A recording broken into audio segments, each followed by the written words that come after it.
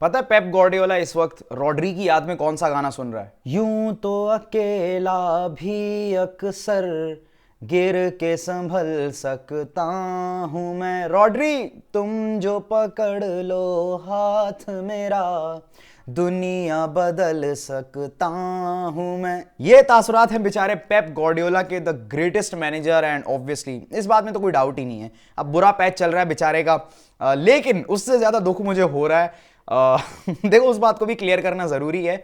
मुझे दुख हो रहा है सर्जियो अग्वेरो का। देखो यार, मेरे दिल में सर्जियो अग्वेरो के लिए बहुत रिस्पेक्ट थी भाई। सर्जियो अग्वेरो ने पहले भी एक बार एक ऐसी बात कही जो मुझे काफी ज्यादा शॉकिंग लगी। सर्जियो अग्वेरो जैसे बड़े प्लेयर से मुझे ऐसी बात की उम्मीद बिल्कुल नहीं थी कि यार ये ऐसे बोलेगा। पहले उन्होंने ये बोला कि क्रिस्टियानो रोनाल्डो की जो जितनी भी फ्री किक्स हैं वो मतलब एवी उसने मार दी हैं, ठीक है ना, उसमें कोई कमाल कोई उसका ज्यादा एफर्ट नहीं है, वो बस ऐसे या तो कीपर की गलती है या तो बस ऐसी लक उसके साथ था। अब देखो, मैं एक डाई हार्ड मेसी फैन हूं और मैं एक डाई हार्ड बार्सिलोना फैन हूं, लेकिन मैं इस बात से बिल्कुल डिसएग्री करूंगा।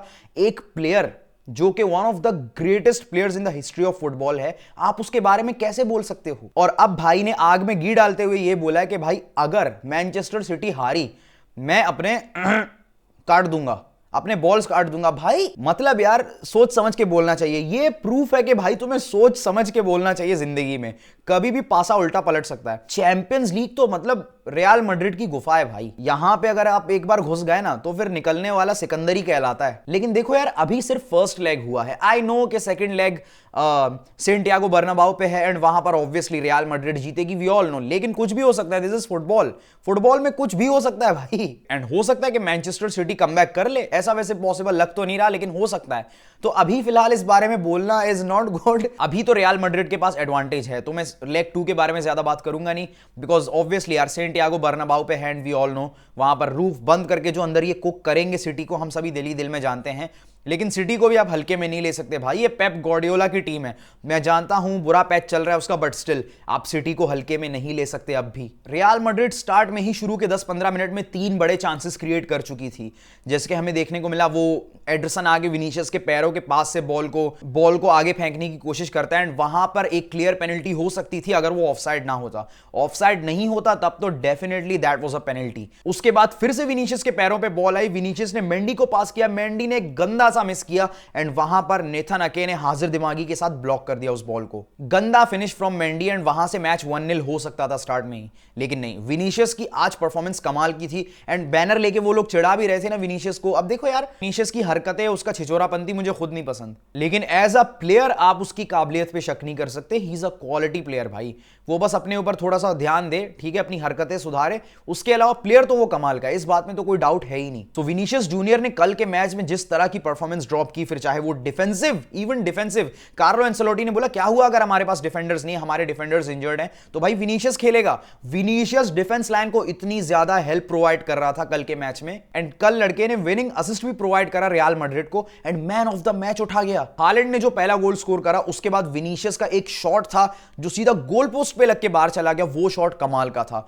Great try from Vinicius, no doubt, but वो शॉट अगर हो जाता ना भाई, कुछ ऐसे चांसेस थे जैसे कि एम्बापे ने 1-2 मिस करे, विनीशियस का वो शॉट जो गोल पोस्ट पे लग के बाहर चला गया, ये कुछ ऐसे शॉट्स थे ना, अगर ये बरी हो जाते ना तो ये मैच शायद 5-2 भी हो सकता था। एंड अगर अब हालैंड के गोल की मैं बात करूं, हालैंड का फर्स्ट गोल वाज इनसेन। हालांकि दोनों गोल्स कमाल के थे उसके, लेकिन जो पहला गोल था वो तो कमाल का था।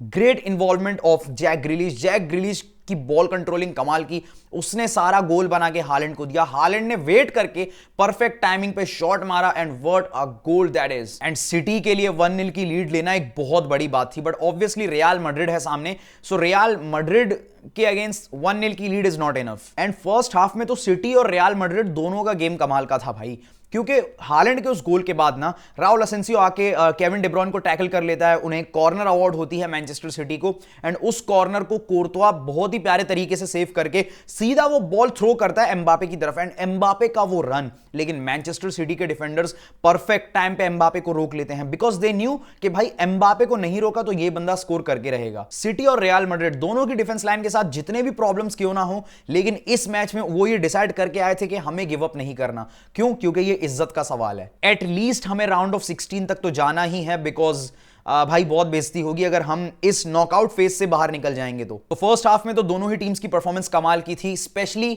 लास्ट में जो किलियन एम्बापे ने चांस मिस कराना भाई, वहां पर 1-1 ड्रॉ हो सकता था, लेकिन बहुत ही गंदा चांस किलियन एम्बापे ने मिस करा लास्ट में। विनीशियस और राउल असेंसियो इनसेन भाई, फर्स्ट हाफ के अंदर वो तो मतलब ऐसा खेल रहे थे ना, they were out of this world भाई। बहुत ही कमाल की performance from Raul Asensio and Vinicius. Second half start होते ही हालैंड का वो बॉल पोस्ट पे लगना, भाई भाई भाई भाई।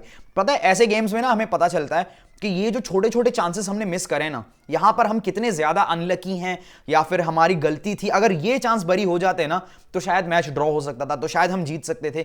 ये फिर बाद में रिग्रेट होता है इंसान को। सेकंड हाफ तो भाई रियल मैड्रिड का ही था, बिकॉज 53rd मिनट पे इफ यू गाइज रिमेंबर, वहां पर फेडी वालवर्डे ने कमाल का बॉल बनाया। वो बॉल उसने पास किया विनीशियस जूनियर को, विनीशियस जूनियर की तरफ से कमाल का क्रॉस टू जूड बेलिंगम, लेकिन जूड बेलिंगम ने हेडर मिस कर दिया। फिर उसके बाद एक और चांस जहां रॉड्रिगो ने एम्बापे को पास किया एंड एम्बापे ने शॉट लिया, and what a great save by Ederson. Ederson कल के पूरे मैच में शाइन किया था, लेकिन जो सेकंड गोल उसने कंसीड किया वो निहायत ही गंदा था यार, ब्राहिम डियाज वाला।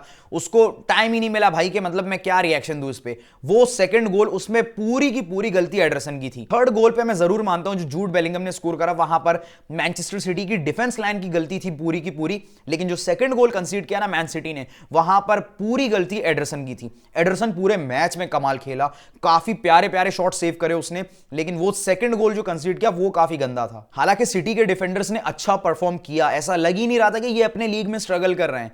फिल फोडेन का एक शॉट, कमाल का shot, and what a save by Courtois भाई। That's why Courtois is the best goalkeeper in the world right now. उसके बाद हमें एम्बापे का भी एक रन देखने को मिला, बहुत ही कमाल का रन, लेकिन ग्वार्डियोल का वो perfect tackle, what a beautiful tackle by Gvardiol. बहुत ही प्यारा टैकल था ग्वार्डियोल की तरफ से।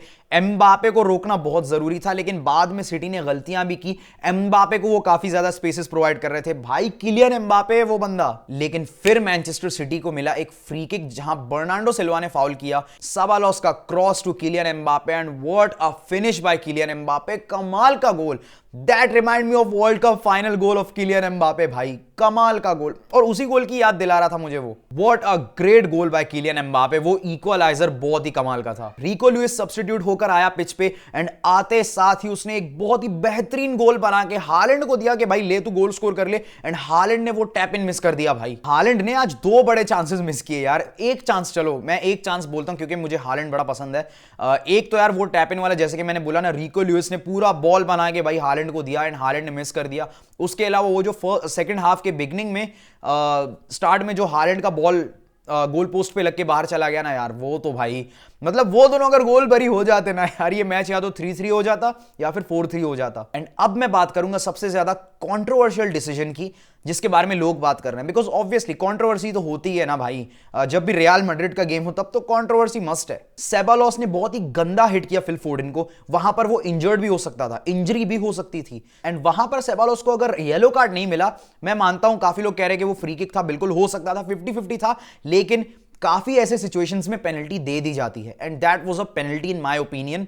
मैं ये बोलता हूं कि भाई मेरी नजर में that was a clear penalty, and penalty इसलिए भी डिजर्व करता था क्योंकि उस बंदे को कुछ अफसोस ही नहीं था भाई कि भाई फिल फोडेन ठीक तो है, मैंने इसके पैर पे इतना गंदा वाला हिट किया। जिन्होंने मैच देखा है उनको पता है, फुल चौड़ में चल रहा था एटीट्यूड के साथ सेबालोस के, भाई देखो मैं तो पॉलो माल्दीनी हूं, मैं तो सर्जियो रैमोस हूं। कोई अफसोस था ही नहीं बंदे के चेहरे में। एटलीस्ट भाई तू रिलैक्स हो जाता, तू कुछ रिएक्शन देता ही नहीं, वो ज्यादा बेटर था। फुल एटीट्यूड में चौड़ में चल रहा है, so that was a deserving penalty, and what a penalty by Erling Haaland. ये कुछ ऐसे प्लेयर्स हैं ना, इनकी पेनल्टीज कमाल की होती हैं। Erling Haaland, Robert Lewandowski, Harry Kane, इनकी पेनल्टीज कमाल की होती हैं। एंड उसके बाद हम सबको पता ही है कि ब्राहिम डियाज आते साथ ही 120 सेकंड्स के अंदर बंदे ने गोल स्कोर कर दिया। एडरसन की गलती थी, एडरसन को वो गोल कंसीड नहीं करना चाहिए था, लेकिन फिर जो थर्ड गोल जो बेलिंगम ने स्कोर करा भाई।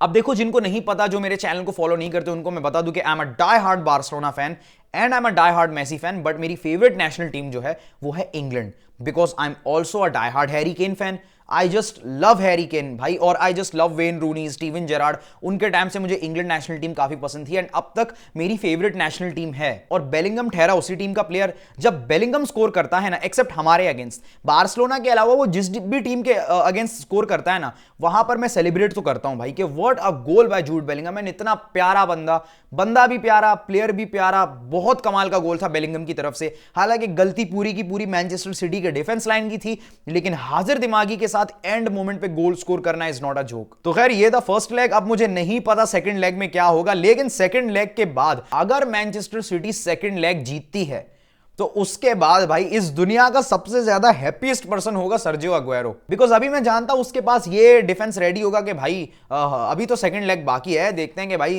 क्या होता है उस मैच में। लेकिन अगर मैनचेस्टर सिटी जीतती है, पेप गार्डियोला से ज्यादा, मैनचेस्टर सिटी के ओनर्स से ज्यादा, मैनचेस्टर सिटी की मैनेजमेंट से ज्यादा, उनके प्लेयर्स से ज्यादा, सबसे ज्यादा खुशी होगी सर्जियो अग्वेरो को। तो आप लोगों के क्या थॉट्स हैं इस बारे में, इस मैच के बारे में, सर्जियो अग्वेरो के बारे में नहीं, मुझे कमेंट सेक्शन में बताना। एंड वीडियो को लाइक जरूर करना एंड चैनल को सब्सक्राइब भी जरूर करना।